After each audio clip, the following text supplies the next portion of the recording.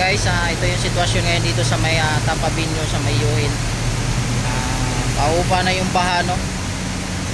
Doon nga sa may Calao Binyo ay ito yung tuyo na, umupa na talaga yung ano doon, gawa ng binuksan yung drainage doon.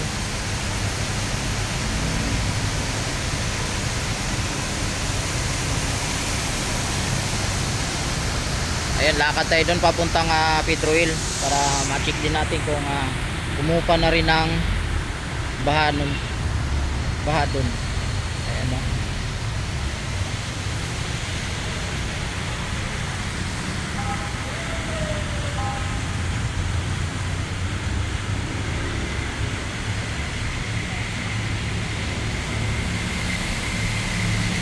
Ito, wala na dito. Nakahapon dito sumasampay yung tubig dito sa may gutter, dito sa may sidewalk. Ngayon na wala na, nasa baba na lang siya. Unti-unti nang mawala na talaga yung tubig. Ayan, at ang panahon ngayon naman ay wala nang ulan, ambon na lang. Sana hindi nakaulan ulit ng malakas para tuluyan po itong mawala ng tubig dito.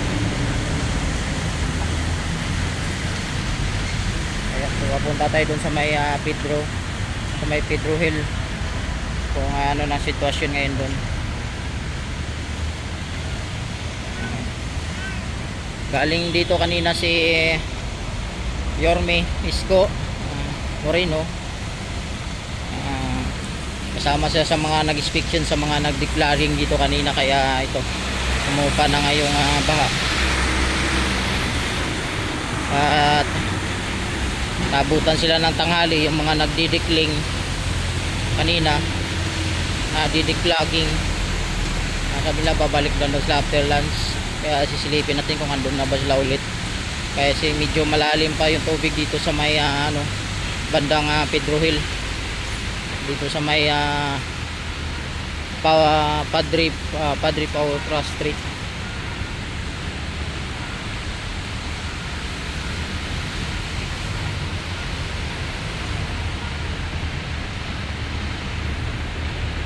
Hindi na natin putulin yung video guys para mapanood nyo sitwasyon ngayong araw na to, araw ng Miyerkules, July 23, 2025.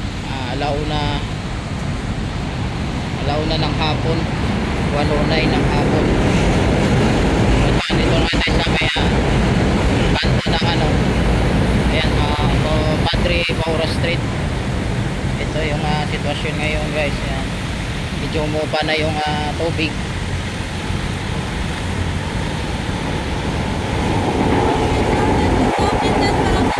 Ito, ayan, wala na. Kahapon, malalim ng tubig dito. Ngayon umupa na siya. So, tatawid tayo. Ayan, diretso tayo sa may sa may Pedro Hill.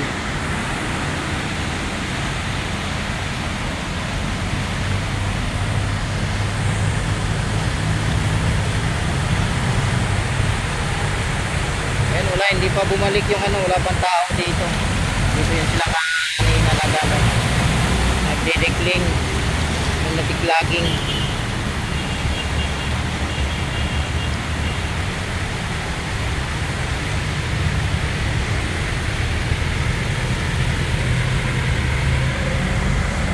Ayan, iniwan pa kanila yung ang tawag nun, yung bakal na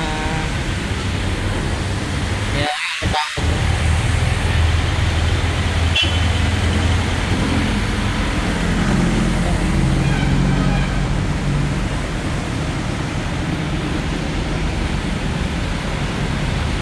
Diretso pa tayo ng lakad. Dito wala nang katubig-tubig dito sa taas ng gutter dito sa may side. Talaga bumaba na siya.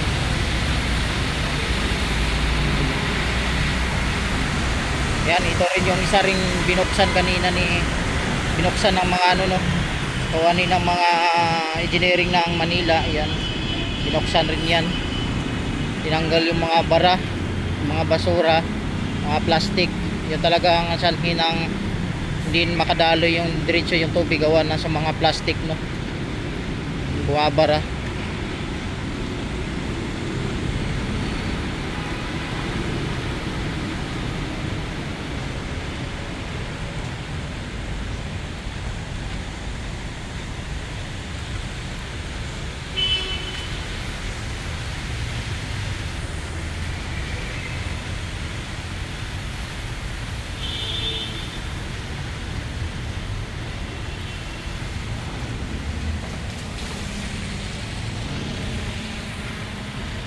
Ito, wala pa sila.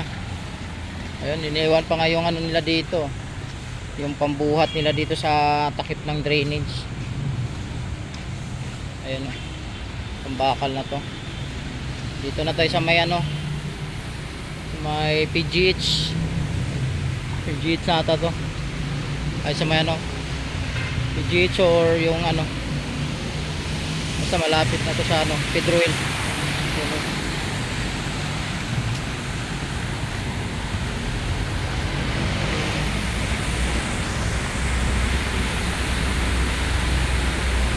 Ayan ito.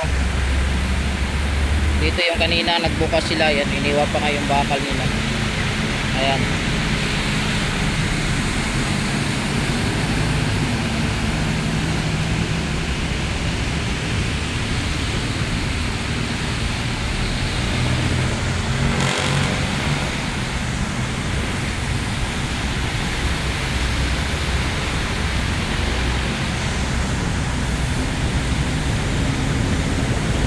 Hindi pa sila buwabalik.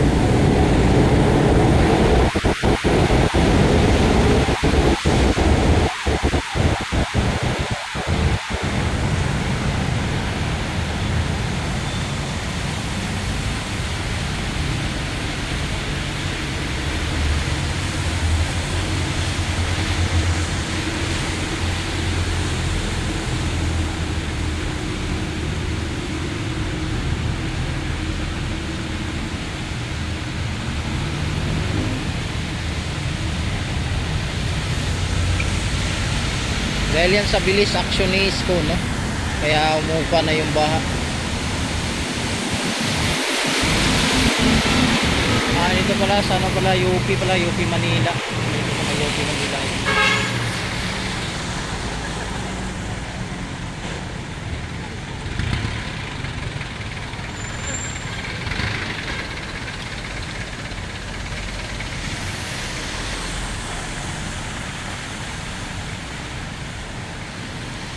Ayun o. Diretso na yung tubig. Yan, dito na tayo sa may PGH.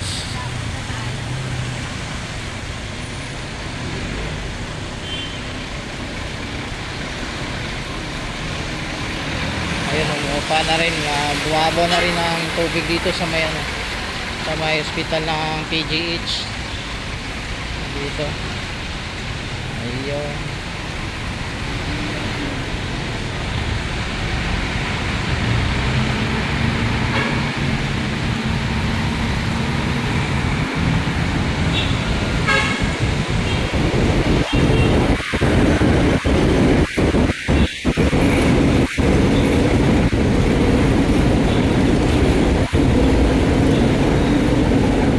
Sabi mo kung saan lugar ka para sa mga nagbabiyahe, sabi ni Harvey Glitchon. Opo, ayan, dito na tayo sa may PGH.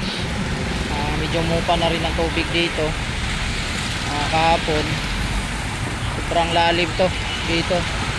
Ayan, ito umupa na.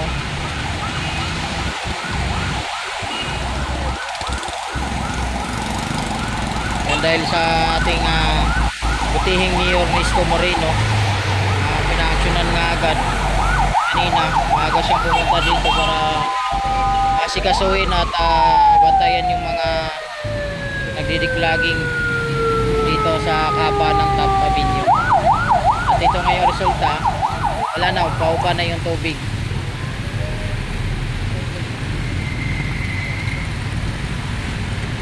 Ayan, punta tayo doon sa may unahan, sa may top, sa may Pedro Hill. Ay, nagbugo.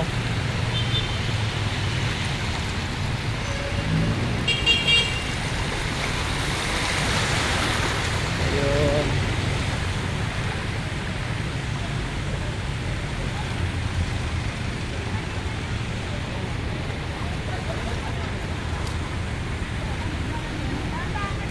Ito medyo malalim pa dito.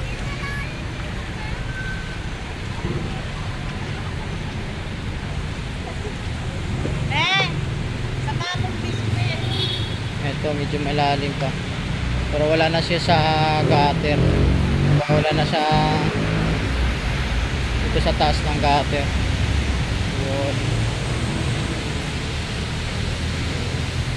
Ayun lang guys, ito lang yung update natin ngayong hapon na to. Salamat sa panonood. Don't forget subscribe and click the notification bell para lagi kayong updated sa aking mga video. Thank you so much. Ito po yung naglilingkod Totski Vlog para sa inyo. Salamat.